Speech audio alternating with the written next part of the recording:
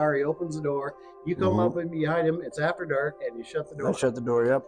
I was upset, and I just remember him turning around, and looking at me, and he says, "Can I help you?" And man, I was really gonna give it to him. That I was drunk, no breaks. That's just how I was, and I was all geared up, and I just remember looking at him and saying, "I need help." That's all that came out. I need help. Have you experienced firsthand a change in your life due to God?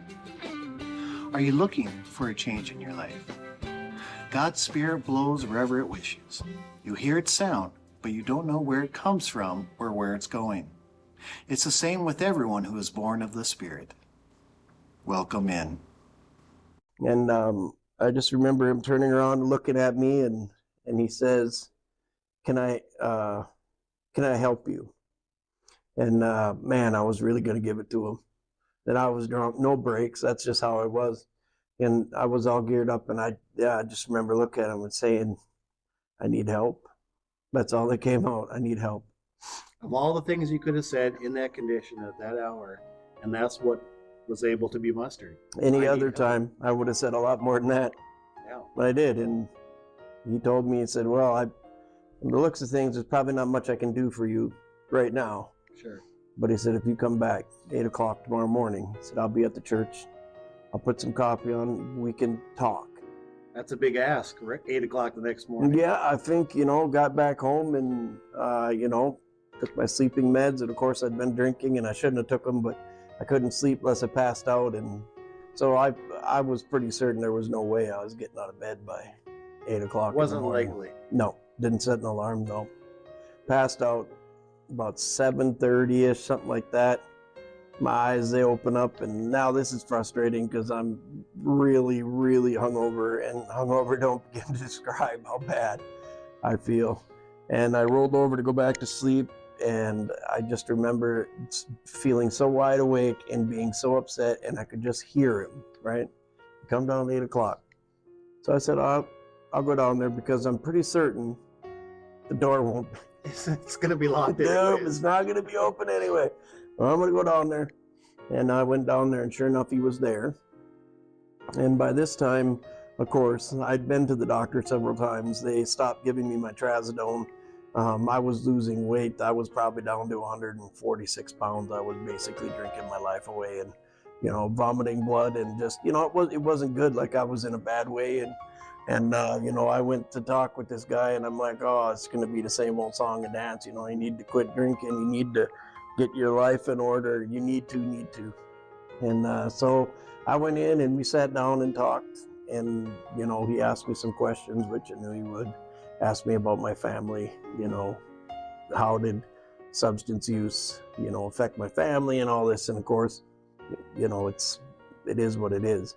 And in the end, he said, well, I think, you need to go somewhere and get help, which, that was never going to be an option. I had a son who, Dylan, I think was maybe a year old at this point. So you had a 1-year-old at home. Well, yeah, with his mom, but yeah, And you got bills to pay. Yeah. Yep. How are you going to be able to go somewhere for treatment when you have responsibility of a dad, responsibility to pay the bills? Yeah. And so he told me, he said, well, I know a program, but he said, you got to go there for 12 months, which... A year? Yeah, I told him, I said, no, I ain't. That's just out of the question. I'm not going to go away for a year of my son's life. I said, this don't make sense. And he said, well, you can go for a year now and get better, or in a year, you won't be here, right? And then your son won't have you anyway. So sacrifice the year while he's a baby, go get yourself taken care of, or not, and miss the rest of his life. Yeah, which really upset me, right? Because one, I didn't know the person, and there's very few people outside of those that I trust that are ever going to be frank with me. And I just remember getting upset. But also I remember I couldn't deny the fact what he said is true, right? Because the doctor had just told me literally weeks before. He said, outside of a year, he said, if you keep going the way you're going, you're probably going to. So that's a pretty hard truth for someone to say to you. And you don't want it to be the case. Nope. So you're going to be upset. Yep. And so he told me, he said, I know a place, Minnesota Teen Challenge in Minneapolis. And he said, but he said, you got to go for a year. And he said, like, the wait list is like 6 months right now. So I'm like, well, this is perfect. I mean, forget about it in 6 months, right? Like, it's, I remember filling out the application, and I left that day, and I'm like, okay, well, that was a waste of time.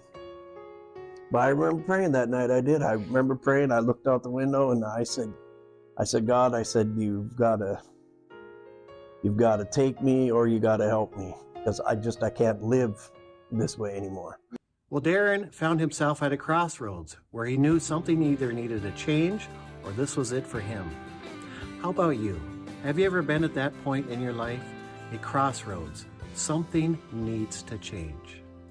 Well, Darin has much more to share on his journey, so be watching for the next part of his journey.